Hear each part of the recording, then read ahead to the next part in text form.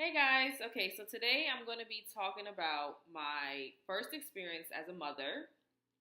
I chose this topic because it's something very close to my heart. It's something very sensitive to me, and I feel like it's a topic that needs to be discussed. It's very popular in the community of people who are of color, whether you are black, Hispanic, or Asian, it doesn't matter. Whatever you are, I just feel like this is something that we go through, and it's only in our community. You rarely see this in the Caucasian community, and it's really sad. So the topic is, as you can tell from the title, a DNA test. And I just recently had a baby, and this is one of the things that I was faced with, doing a DNA test. And it wasn't something that was my choice. It wasn't something that I was excited about. It wasn't like, oh my goodness, no, it was very upsetting. It was very emotional for me. And it was just like, whoa, it definitely came out of nowhere. So, my baby now, just to give you a heads up, his name is ROMELO, and he's 4 months. He'll be 5 months on the 13th of next month, obviously. So when I had my baby, was with my boyfriend, and I'm still with my boyfriend. We'll be 4 years in September 11th, and so we're at the hospital, and it's me, my mom, and his dad, and him, of course. And I'm going through labor pains, and, I'm having contractions, and I was in labor for a really, really long time, like 20 something hours I was in labor. And, everyone there was very supportive, very helpful. We've never had any problems in regards to our families not liking each other, other type of issues. We've never experienced that. So when this situation happened, it was complete shock. So, whatever, I'm going through labor. Then bam, fast forward, I had the baby, and after you have a baby, they put you're the labor delivery room, and then they transfer you to the maternity room, where it's more bigger, it's more open, you have a shower, it's different things.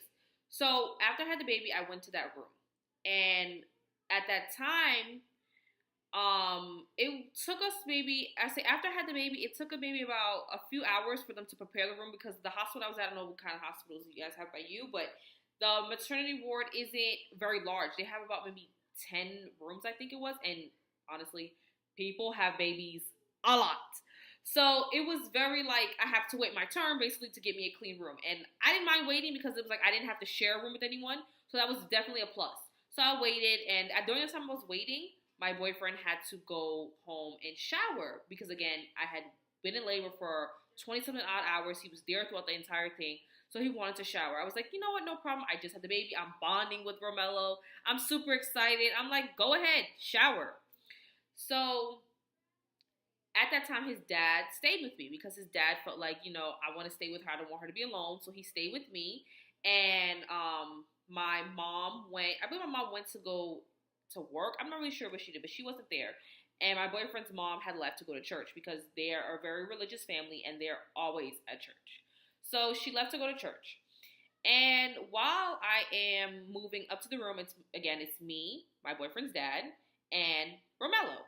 So they move us upstairs to the room, and they're settling us in, and I'm just getting everything. I have my bags with my stuff. I'm just in the room. I'm like so excited. I just had my baby. I'm just in bliss right now. Like, I'm in a utopia. I'm so excited. And when you change rooms, that's when they start doing your paperwork. And it's not the paperwork for the baby. It's the paperwork for, like, your hospital bills, where to send stuff, that type of stuff. Because even though you just had a baby, the hospital still wants their money. So that's what I was doing. And Roosevelt's father, Roosevelt is my boyfriend's name, he was there, and I asked him if he wanted to hold ROMELO, because, ROMELO was awake, and, I just felt like, it's a beautiful moment. Let's just share it together. So he was holding ROMELO. And I noticed, like, I would look over, because, I'm so excited. I have my baby. I'm looking, and I'm like, he's just, like, holding ROMELO like this, and he's like this, like, staring at him. But I don't really think anything of it, because it's like, you just had a baby. When people have babies, you're always so fascinated. They're so beautiful. They're just, it's just amazing how you've created this human being. It's just amazing. So that's what he was doing. And everyone was just, we were just, it was like a little magical. Everything like a fairy tale. It was amazing. And then my mom came back, and when my mom was on her way back, she called me to see if I wanted anything to eat, because when you're in labor, you cannot eat.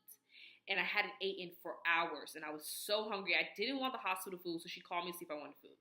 So when she called me, she was like, "Oh, I was talking to Roosevelt," and mind you, my mom and Roosevelt, they talk all the time. So for me, it was like, okay, you guys are talking. That's nothing new.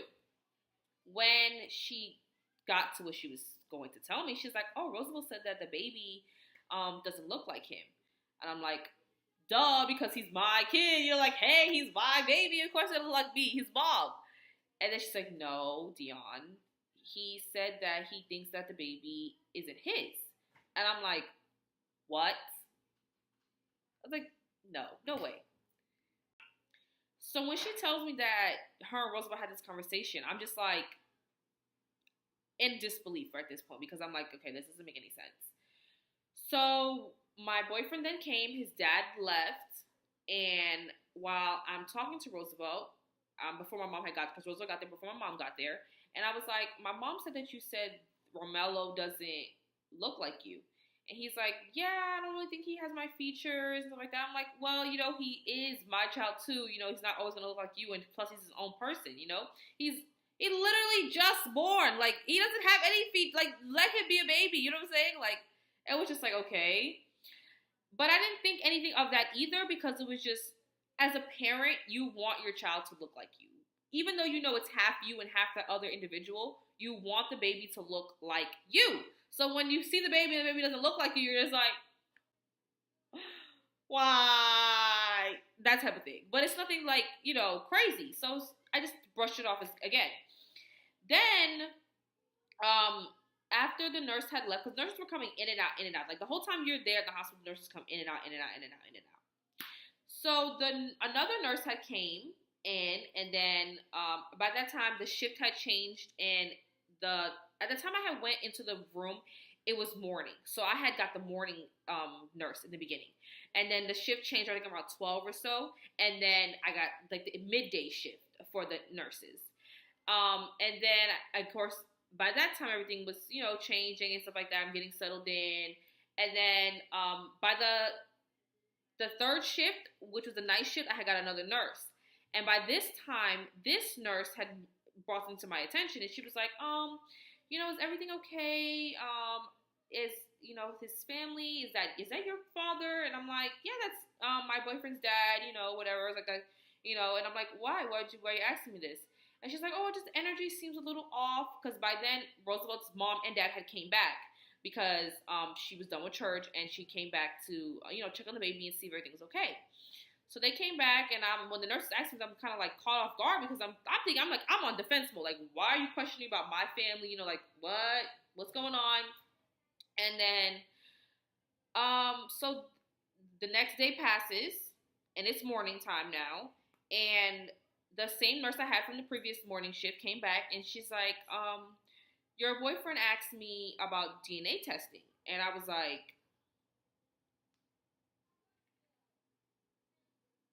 "What?" Like, kind of like, "Huh?" I'm like, "Are you sure it's my boyfriend?" I'm like, "Yeah, like Roosevelt with the curly hair, dark skin. Like, you sure? Are you positive? Because I don't think so." She's like, "Yeah, he asked me." I was like, "Okay, well, I don't know about it, but we'll see." So when he came back, when the nurse had left, because I think Roosevelt at that time, he was in the bathroom when she had brought him, because she didn't want to say it in front of him. So I know he wasn't in the room. I don't remember exactly where he was, but he was in the hospital. He just wasn't in the room. So when he came back, I asked him, I was like, the nurse has said that you asked her about DNA testing, what it can get done. He's like, "Yeah, my dad thinks that I should do DNA testing because Romelo is too light skinned." Okay, guys. As you can see, my skin isn't, you know, I got some melanin, but it's not like, like I am light skinned. So I'm like, "Yeah, he's light skinned. He was just born. Hello. Like, his mom is light skinned. Like, of course he's going to be light skinned. What do you mean he's too light?" Like, that doesn't even make sense. That sounds crazy. So I was just like, what? And I had called my dad because my dad lives in New York, and I only have my mom here with me and my sisters. So I'm completely like, is like, what's going on? Like, is this something common for men? Like, do men always act to this? Because I have never had a kid before. It's my first kid. You know, I've never been in a situation like this. So when I talked to my dad is like, what? Like, why would Roosevelt think that? Have you guys had problems? Like, I'm like, no, everything's been fine. Like, granted, relationships have problems, but that was like in the beginning of like our first year. We haven't had anything lately. So it was just like catching me off guard, like, what's going on? So my dad was like, calm down. You know, don't think of it like that. Just breathe, relax, enjoy. You just had a baby. And I was like, okay. So I'm not really trying to push the issue. I'm letting it be because it's like, I just had a baby. I want to enjoy this with my boyfriend. I don't want to take that away from what we just had, you know? Even though it's really annoying, it's embarrassing. I'm still in shock. You know, it was just like, kind of caught me off guard. So I just let it be. I had the baby. I was in the hospital for 2 days. So we enjoyed the last day there together. Everything was fine. We didn't discuss it at all. And then it was time for me to go home. So Roosevelt's there. We have the car seat and everything. We're getting, you know, ready to go. And then I see the nurse, the same morning nurse, I was discharged in the morning time, gave him a piece of paper with information on it. And I'm like, what's that? And he's like, oh, that's information for the DNA testing place. And I'm like, so this is really a thing. Like, you really, like, this is something serious. Like, this is really happening right now. Like, okay. So, whatever. Point, I'm very upset. And I'm a very, like, mouthy person. I do voice my opinion a lot, and I say what's on my mind. But for some reason, in this moment, I just kind of kept it all inside. And I think I was just in a shock. I couldn't believe that this was really happening. So we went to the DNA testing place, and the lady said that the results will come in a couple business days. So after everything had resonated with me, mind you, this test was not free. This test, I believe, was $250. So after we leave, I asked Roosevelt, and I'm like, so where'd you get the money to do the DNA test? Like, oh, my dad gave me the money. I was like, oh, so your dad could finance a DNA test, but he didn't buy ROMELO anything at the baby shower. He didn't get ROMELO anything. Like, this is his grandchild. He didn't do anything for ROMELO, but he can give you $250. I was just like, oh, okay. Mind you, his mother did buy stuff for ROMELO. You know, his sister, his whole family had bought stuff for ROMELO. But his dad never actually gave a gift. He never gave a card. He didn't do anything. Now, looking back on it, I can see where he was standoffish, and maybe he had some of those thoughts previously, but he never voiced it. But if this situation would have never happened, I would have never tried to question his intentions, because I just thought that he was that type of individual. You know, there's people that you meet that they're just standoffish, they're not very touchy-feely, they're not, you know, close like that. So I just thought that's who he was. I didn't take it as him being any kind of way because he had any type of thought that this may not be his grandchild. So fast forward now to the 3 business days have passed and Roosevelt gets the results.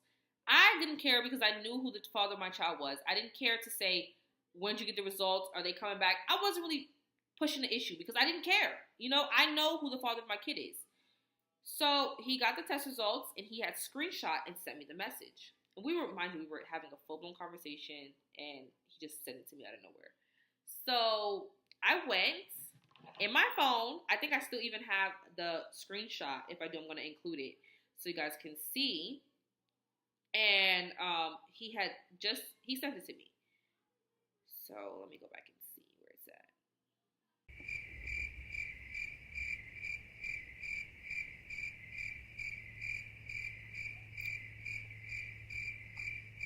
Found it. Okay. It was November 20th. And he just sent me the picture of it. And it has like the mother, child, alleged father. And it said probability of paternity 99.9999999%. And I'm like, I was just like, all I can do is laugh. Because again, I'm not trying to have an argument with my boyfriend about this. It very did much so hurt me.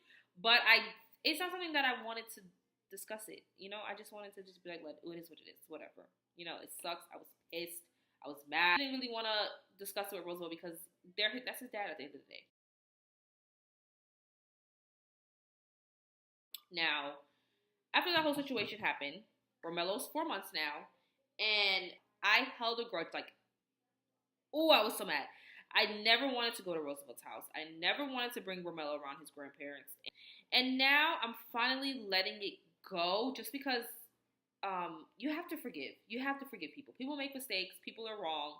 And we all make mistakes. Nobody is greater than the next person. And even though it hurts me to this day, I want my child to have a relationship with his grandparents. So I do the best and I go over there. His mother apologized to me and, we just keep it neutral and keep it calm. Roosevelt's dad is still standoffish. He doesn't say hello to me when I come over there. He still goes in his room. He doesn't really acknowledge my presence or Romelo's presence. And at this point, it's just like, you know what? I pray and I hope that eventually he will come around. But if he doesn't, that's his, because, Romelo didn't ask to be here. So that's just what it is. But I just feel like as a community, we shouldn't be doing this to each other. Like, that reasoning, because he's too light, like, how does that even sound? Who cares? It doesn't matter. And to be honest, he's a baby. Like, he's a baby. His baby features changes every single day. Like, and you're complaining about his complexion? Really? Really? Really? Like, that's what really got me. It was just like, come on. It's not like you're saying, oh, Dion cheated, or Dion is sneaky, or Dion's lying. Romelo's too light? Like, okay. Like, if I wear sneakers for a whole month, my feet are going to be light. You don't hear me say, oh, those are not my feet. Like, come on. It was just like, whatever. But, life goes on. It is what it is. And, to anyone who is going through this, just try your best to take it for what it is and just forgive the person. Because you know what? Their ignorance is their ignorance. You don't have to be ignorant with them. Just let them be how they are. And that's it. And just move on. That's it. Take it. You know it. Flip the page. On to the next thing. Like, because now it's like, now what? Now what do you have to say? Nothing. He can't say anything to me. That's why he's avoiding me, because he knows that he's wrong. But I'm not here to be like, oh, you're wrong, you're wrong, you're wrong. I'm just going to let it be and let it play out and see what happens. So, if you guys like this video, please give it a thumbs up. Please stay tuned to my channel. It's really hard. I've never done a YouTube before, so I really don't know what I'm doing. I just feel like, hey, I'm a mom. I'm young. I'm staying home right now, so I might as well share my life with you guys. And please leave me some polite comments at the bottom. And if you're going through this, please, share your story with me. I would love to hear what you're coming from and what you're going through. Thank you guys for watching.